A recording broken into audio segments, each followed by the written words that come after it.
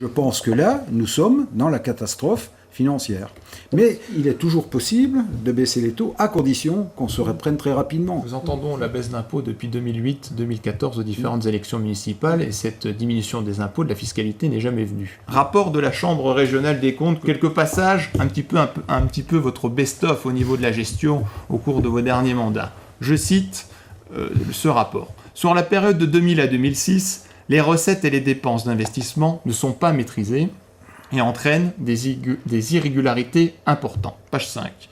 La mobilisation anticipée et inutile de l'emprunt a entraîné une baisse de la capacité d'autofinancement et une hausse de l'encours de la dette.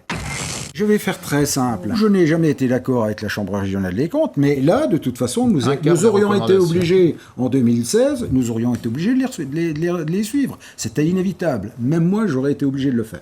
Voilà. Et pourquoi ne pas l'avoir fait avant ? Et c'est vrai, Jean Ingré a raison de le dire, en orthodoxie comptable, c'est pas très bon. Oui, mais l'argent, c'est le nerf, c'est le nerf de l'avenir de revenir.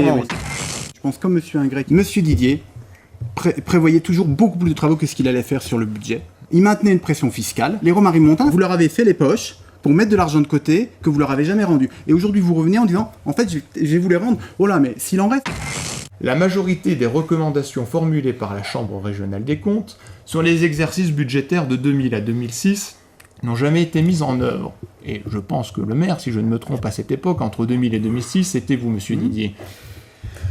Je peux répondre ? Oui, bien sûr. Écoutez, moi, c'est tout simple.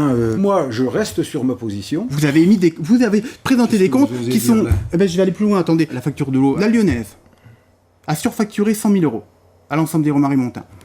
La Lyonnaise a oublié de faire, pour l'année 2013, plus de 150 000 € de travaux qui ont été payés sur les factures. La mairie a oublié de récupérer 250 000 € de FCTVA. De TVA. Non, vous n'êtes pas rigoureux, vous n'êtes pas le grand gestionnaire que vous dites être. Si le budget vous tenait tellement à cœur, pourquoi en 2014 avoir démissionné du conseil municipal ? C'est la question que tout le monde se pose. Pour répondre à ces attaques qui m'arrivent, là, parce que bien sûr, là, je m'attendais à ça, et c'est là-dessus qu'on va m'attaquer. Je vais vous dire, non, je vais vous dire. Moi, je suis désolé, je n'ai plus rien à prouver.